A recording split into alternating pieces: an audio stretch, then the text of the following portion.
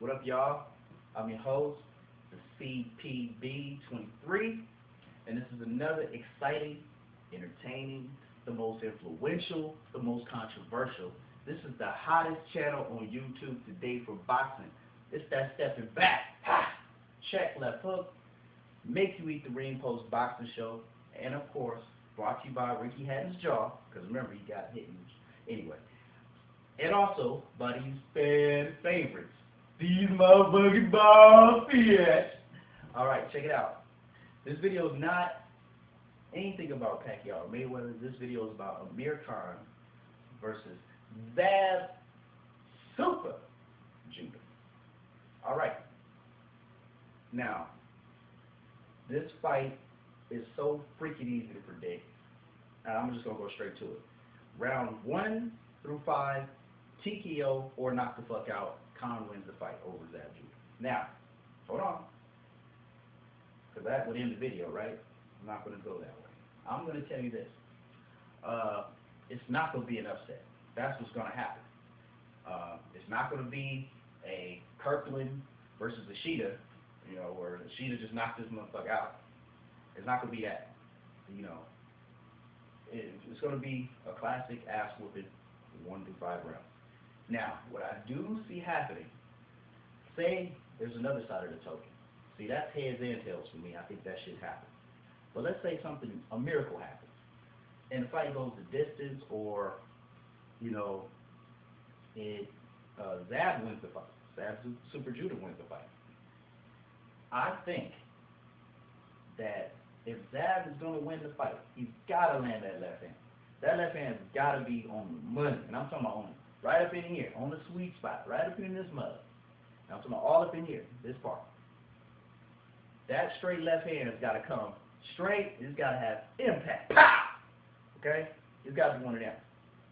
Now, Zab does have power in that left hand. We all know it. You know, you can ask the fighters that caught it. Cotto's caught it. Mayweather's caught it. And they were fucking stunned when they caught it. So, Zab does have power. Honestly, I think he won't, you know, I don't think he'll have the, if he does land it, I don't think he has that second to third gear to get him out of there. You know, once a fighter gets aged, you can't really see too many fighters age 32 and up and older can still pull that fucking trigger. Like, once they get a guy rattled, they can't pull it. You know, they want to, but they just can't do it. Sort of like Froch versus Johnson, where Johnson landed that big ass right hand, and Froch, you know, whoa, but he couldn't pull the trigger, and Froch was able to throw those combinations and get him off of him. That's what's gonna, you know, if that happens, if Zab were to land it and can pull the trigger, Zab wins the fight, knocks him out, or stops him, or whatever, goes the distance, Zab can win the fight. It ain't gonna happen. I mean, this fight is pretty much set in stone. 1 through 5, TKO, knock the fuck out, Khan wins, period. The fight I do want to see, because this fight shouldn't have happened. I mean, but if the other side of the token does happen, we got fireworks, right? We got boom, we got fireworks. But right now, the way I see it is, we got some little sparklers. You know, kind of give to your 2-year-old daughter, and she just plays with them. That's what we have right now. We don't have no fireworks, real fireworks. We got bullshit. That's Khan and Judah. But what would be fireworks would be Bradley versus Khan. That would be fireworks. I think that's a pay-per-view match. I don't think they need to put that on just HBO or whatever. They need to put that shit on pay-per-view. Khan versus Bradley needs to happen. That's the only fight I really want to see at 140. I mean, there's a lot of good fighters at 140. I don't want you guys to shut me out on this one. There's a lot of good fighters at 140. We all know that. Plenty. Alexander, you name it. But we got to see Bradley Khan. And I think when we do see Bradley Khan, Bradley's going to knock that ass out. You can mark my words. If we see that fight, Bradley's knocking his ass the fuck out. I'm guaranteeing you. Because Bradley wants his head on a rotisserie right now. Okay? Now, I can see why Khan doesn't want to fight Bradley.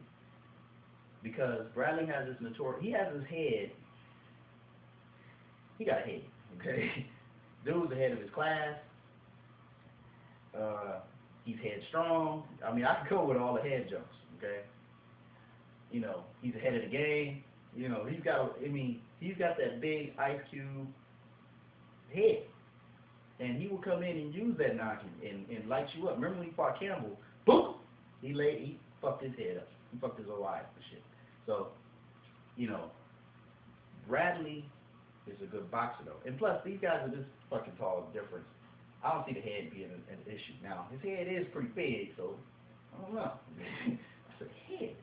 But anyway, I think that fight should happen. Khan, Bradley, let's get that shit on next year. 2012, that shit should be popping. And Bradley's gonna knock him the fuck out. I got my money on Bradley. Knock the fuck out round 10. That's it, right there, if that happens. But right now, Khan walks. It's too easy. With that being said, I'm your host, the CPB23, and this has been another exciting, entertaining, the most influential, the most controversial, the hottest channel on YouTube today for boxing. It's the Stepping Back. Check, left hook, Make You Eat the Ring Post Boxing Show, and Ricky Hatton, please. Please. The next time you want to eat the ring post, remember, put some hot sauce to that motherfucker, and I'm out.